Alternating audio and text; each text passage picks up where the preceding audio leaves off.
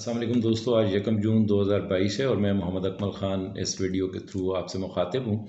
दो तीन अहम इश्यूज़ हैं जिनके ऊपर मैंने तबसरा ज़रूरी समझा। आपने देखा कि 25 मई को जो लॉन्ग मार्च हुआ उसके दौरान जो वफाकी हुकूमत ने KPK से गिलगित बल्तिस्तान से आए हुए काफ़िलों के साथ जिस तरह बिहेव किया, आज़ाद कश्मीर से आए हुए काफ़िलों के साथ जिस तरह बिहेव किया, जबकि आज़ाद कश्मीर के वज़ीर आज़म भी उसमें शामिल थे, GB और KPK के वज़रा आला भी उनमें शामिल थे।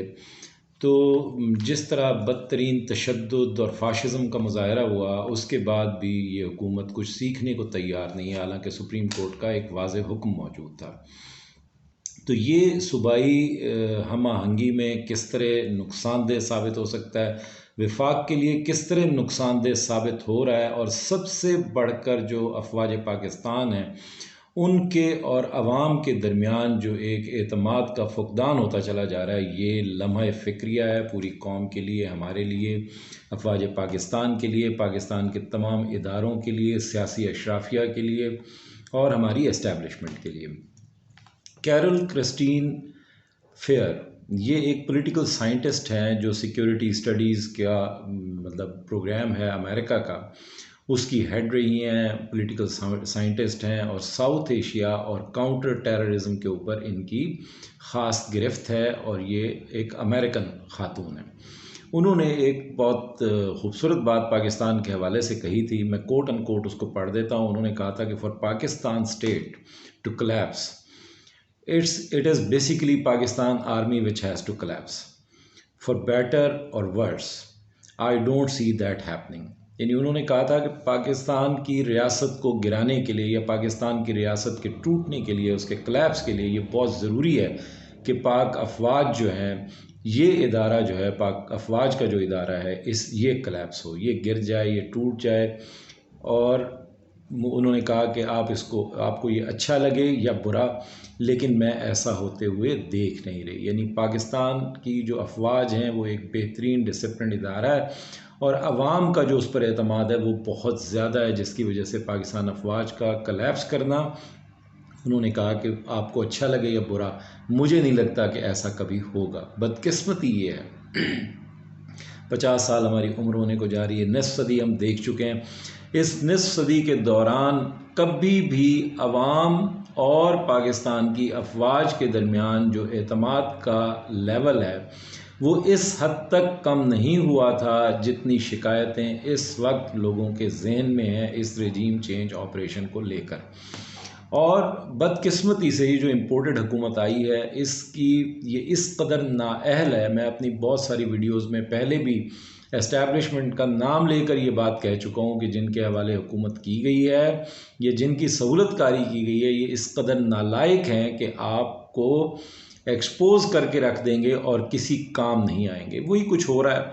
बदकिस्मती से राना सनाउल्लाह साहब ये समझते हैं कि शायद वो पाकिस्तान के फातेह हैं और वो उनका हुक्म चलेगा। ये बिल्कुल ऐसा ही है जैसा कि अकबर बादशाह का एक नौरतन, एक चापलूस दरबारी जो है, उसने कॉर्निश बजा लाने के बाद अकबर बादशाह से कहा कि शहंशाह मुअज़्ज़म सूरज तुलू होने की इजाज़त चाहता है। यानी वो चापलूसी तो आपको पता है बड़ी बहुत पाए की लोग करते हैं जब कोई हुकूमत में होता है, तो उसने कहा कि सूरज तुलू होने की इजाज़त चाहता है।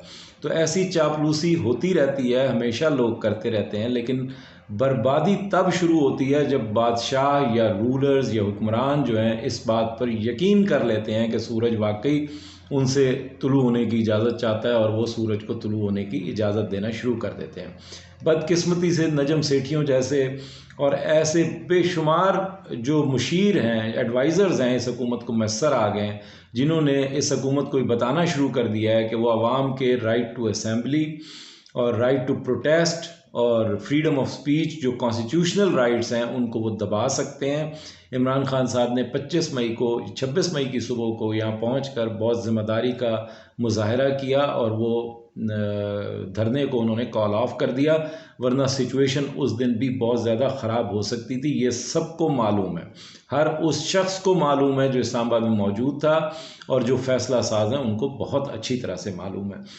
अब राना सनाउल्लाह साहब ने कल दोबारा एक बहुत बड़ी भड़क मार दी है कि जी कोई जो बैरियर को क्रॉस करेगा मैं उसको ये इलस्ट्रेट करना चाहता हूँ, वाज़े करना चाहता हूँ कि मैं जो है ना उसको देख लूँगा। और भाई आप जो हैं वज़ीर दाखिला हैं मुल्क के और आप हुकूमत में हैं, आप किसी से उसका राइट टू प्रोटेस्ट छीन नहीं सकते। दूसरी तरफ इमरान खान साहब सुप्रीम कोर्ट जा चुके हैं और सुप्रीम कोर्ट से इस रूलिंग का मुतालबा किया है कि वो सुप्रीम कोर्ट ये वाज़े करे कि क्या आवाम को right to protest, right to assembly, freedom of speech के जो कॉन्स्टिट्यूशनल राइट्स हैं उनको असर्ट करना उनका हक है या नहीं है, सुप्रीम कोर्ट बताए। तो ज़ाहिर है सुप्रीम कोर्ट ने क्या बताना है, सुप्रीम कोर्ट ऑफ कोर्स जो कॉन्स्टिट्यूशनल राइट्स हैं उनकी गारंटर है और सुप्रीम कोर्ट को वही बताना है जो कॉन्स्टिट्यूशन में लिखा हुआ है। तो राना साहब के जो मुशीर हैं, राना साहब को चाहिए कि वो मुशीर बदलें और इस हुकूमत को भी चाहिए कि वो मुशीर बदले। लेकिन सबसे ज़्यादा जिनको मुशीर बदलने की ज़रूरत है वो पाकिस्तान की एस्टैब्लिशमेंट है कि वो सब कुछ खामोशी से होते हुए देख रही है और इस पोलराइजेशन के अंदर जो है उनकी खामोशी जो है वो बहुत बड़ा किरदार अदा कर रही है। बदकिस्मती से खामोश रहना इस वक्त जो है वो बहुत नुकसानदेह हो रहा है, क्योंकि लोगों का जो अल्टीमेट जो शुबा और शक जाता है वो आखिरकार यही जाता है कि ये हुकूमत तो ज़ाहिर है एक वोट के सहारे पर खड़ी हुई है। और ख़ास तौर पे जिस तरह पंजाब में एक अनकॉन्स्टिट्यूशनल हुकूमत कायम है, यानी सुप्रीम कोर्ट रूलिंग दे चुकी है आर्टिकल 63A के हवाले से, इसके बावजूद हमज़ा शहबाज जो हैं वो उन्हीं लोटों के वोटों की बुनियाद पे अभी तक अपने आप को डिक्लेयर किए हुए हैं कि वो वज़ीर आला हैं। और सिर्फ वही डिक्लेयर नहीं किए हुए, बाकी तमाम इदारे भी उनका हुक्म बजा ला रहे हैं। तो इसका मतलब ये है कि इदारे भी उनको वज़ीर आला समझते हैं, जबकि आर्टिकल 63A की वाज़ेह तशरीह सुप्रीम कोर्ट ने कर दी है। और ये नहीं हो सकता कि जी ये पहले पे लागू नहीं होगा और आइंदा पे लागू होगा। ये कोई नया कानून नहीं बना, बल्कि कॉन्स्टिट्यूशन का एक आर्टिकल था, उस आर्टिकल की सिर्फ तशरीह की गई है। उसका सिर्फ ये बताया गया कि इसका मतलब क्या है। जब उसका मतलब वाज़े हो गया तो वो वोट, चाहे इसकी वजाहत से पहले पड़ा या इसकी वजाहत के बाद पड़ा, वो वोट काउंट नहीं होगा। सुप्रीम कोर्ट ये बात बता चुकी है। इसके बाद जो सबसे इस वक्त ख़तरनाक बात हो रही है वो ये है कि KPK के जो वज़ीर आला हैं उन्होंने भी ज़ाहिर है शदीद गुस्से में 3 दिन पहले अब से एक तकरीब से ख़िताब करते हुए ये कहा कि मैं भी फ़ोर्स लेके जाऊंगा आइंदा और मैं देखूंगा अटक के पुल पे हमें कौन रोकता है। तो ज़ाहिर है अगर सूबे की हदूद के अंदर इस्लामाबाद की तरफ आते हुए एक सूबे के शहरियों को और उसकी हुकूमत में शामिल यानी वज़ीर आला को अगर रोका जाएगा, उस पर शेलिंग की जाएगी, तो ये बड़ी ख़तरनाक सूरत हाल हो सकती है। तो वफाक की हुकूमत को होश के नाखून लेने चाहिए और फ़ैसला साज़ों को भी होश के नाखून लेना चाहिए कि ये बात बढ़ेगी तो कहाँ तक जाएगी। फिर ये इस कदर नाअहल लोग हैं कि इनको डिप्लोमेसी और कोई बात करने का सलीका तक नहीं है। आप अंदाज़ा लगाइए कि अता तारड़ साहब जो हैं वो कल एक बात कर रहे थे प्रेस कॉन्फ्रेंस में, और उन्होंने साथ ही ये कह दिया कि जी एक तरफ तो वो बहुत महमूद खान जो हैं वज़ीर आला KPK जो है बहुत तल्ख़ बातें कर रहे हैं, और दूसरी तरफ जो है वो हमसे आटे की दरख्वास्त भेज रहे हैं पंजाब से ख़रीदने के लिए। तो आप सोचने का मुकाम है कि ये किस किस्म की गुफ्तगू हो रही है।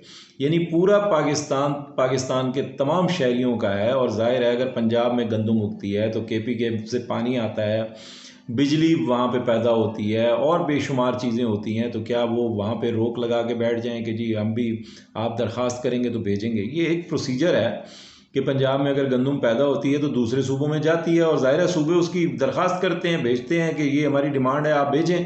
तो इस बात को इस पैराए में कि जैसे कोई आप एहसान चढ़ा रहे हैं KPK को गंदम दे के, ये मज़ीद पोलराइजेशन, ऑलरेडी एक पोलराइज सोसाइटी में हमें सबको पता है कि पश्तून इलाकों में जिस तरह हमने दहशतगर्दी की जंग लड़ी, उसके बाद जिस तरह की पोलराइजेशन है, जिस तरह की नफ़रत लोगों में थी, इमरान खान साहब ने उनको एक लड़ी में पिरो दिया और वो प्रो पाकिस्तानी हो गए हैं।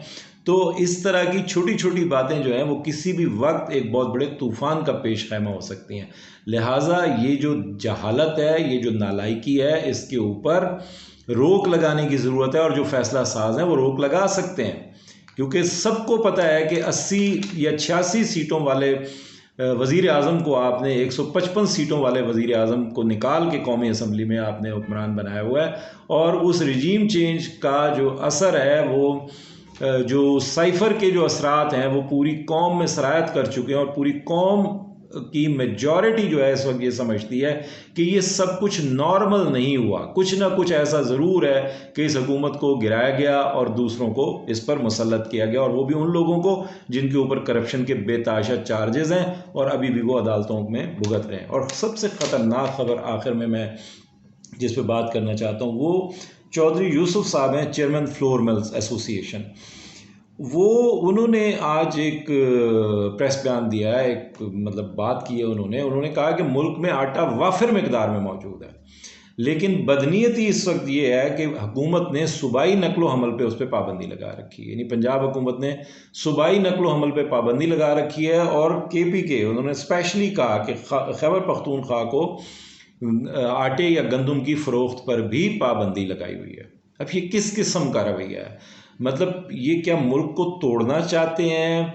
मुल्क के इदारों और अवाम के दरमियान इस वक्त एतमाद का फुकदान है, अवाम को एतमाद में नहीं लिया जा रहा, बिल्कुल खामोशी है। ऊपर से ये वो नाअहल और नालायक लोग मुसल्लत कर दिए गए हैं जो कोई बात करने से पहले ये सोचना ही ज़रूरी नहीं, ये अपना डिवाइन राइट समझते हैं पाकिस्तान को रूल करना या पाकिस्तान पर हुकूमत करना, और बिल्कुल ऐसे ही बिहेव कर रहे हैं जैसे इनको कोई जहेज़ में ये आई हुई चीज़ है और पाकिस्तान बस अब ये जो चाहेंगे करेंगे।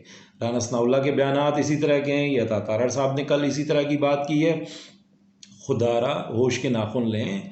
कौम के अंदर जो पोलराइजेशन फैल चुकी है, जो इंतशार इस वक्त फैला हुआ है, उसको समेटने की ज़रूरत है। उसका अकेला इमरान खान ज़िम्मेदार नहीं है, तमाम इदारे ज़िम्मेदार हैं, तमाम बेनिफिशरीज ज़िम्मेदार हैं, और नून लीग भी उतनी ही ज़िम्मेदार है जितना कि कोई दूसरी सियासी जमात ज़िम्मेदार हो सकती है। तो हर शख्स को चाहिए, और ख़ास तौर पर हर इदारे को चाहिए जो इस पाकिस्तान का इदारा है, कि वो इस वक्त इस पोलराइजेशन को ख़त्म करने में अपना किरदार अदा करे, वरना खुदा न खास्ता सूरत हाल जो है वो आउट ऑफ कंट्रोल एक छोटे से हादसे की सूरत में भी हो सकती है। अपना बहुत ख्याल रखिएगा। Thank you very much.